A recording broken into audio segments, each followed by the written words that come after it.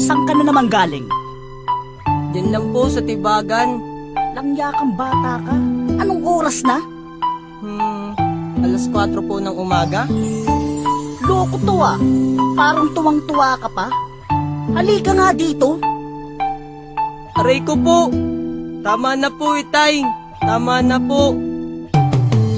Teka lang po, Itay, bakit mo ko sinampal? Tapos sino na umapila, bigla akong sinakmal. Tapos si ate ay bumana at si Kambal ay natake. Tapos kumuha si Maman, pamanong malaki. Ako ay napatakbo at naiwan aking tsinela. Bakit ganito ako ngayon, talagang napakamalas. Walang wala na nga akong pera, pupunta pa kay Ninang. Di ko na malayan, katabi ko na pala si Manang. Ako ay nahawakan, sinutok ako sa mukha. Tapos di pa na kontento, inilunod ako sa batya. Ako ay napabigla, binilisan ko ang tako. Tapos nagulat ako na doon yung tito kong kalbo. May nakita kong babae, napakalungkot niya. Nakayo ko, pagkarap ng ina ate ko pala. Ako ay kinutungan, tinadyakan ayoko na. Tapos bigla siyang sumagot ang ina, gusto ko pa. Hindi na lang ako tumambay nang hindi ako nagulpi ni Itay. At ang kaliwat ka ng sampal ni Inay ay todo bigay, kaya ako hinimatay.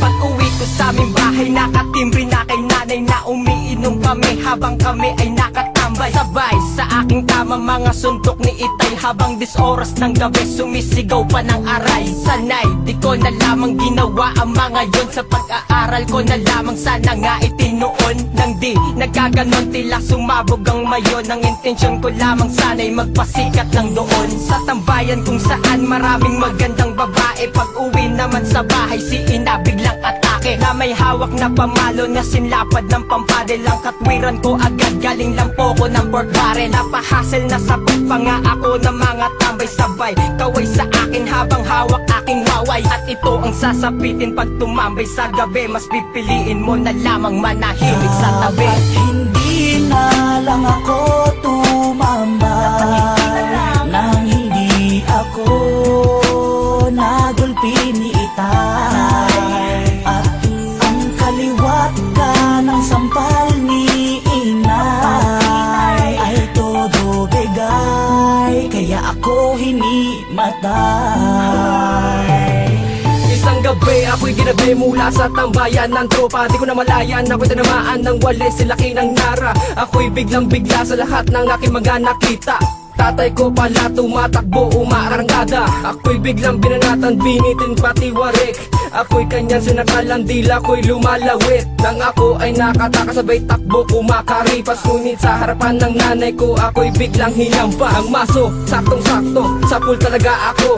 Ang laki ng bukol ko, kinapa ko sa noo. Aking bigas, teka po inay, bakit po Itay? Bakit nyo ko ginaganito, unti-unting pinapatay? Ngunit ang sagot nila'y isang suntok, isang tadyak. Nang ako ay tinamaan, ako ay lumagapak. Ayoko nang tumambay sa tambayan ng hating gabi, nang hindi na ako mabugbog ng parents ko muli. Hindi na lang ako tumambay nang hindi ako nagulpi ni Itay. At ang kaliwat ka ng sampal ni Inay ay todo bigay, kaya ako hinimatay.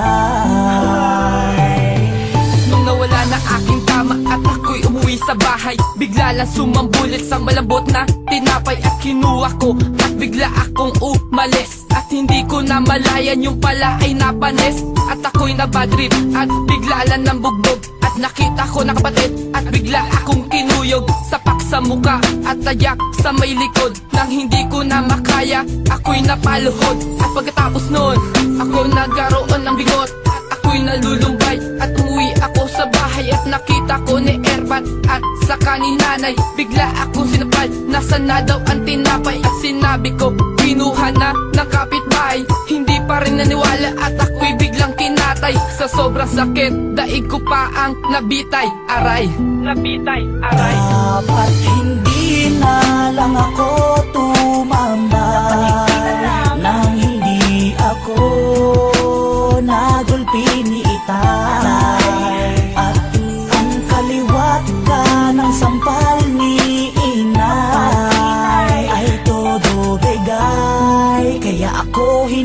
matay.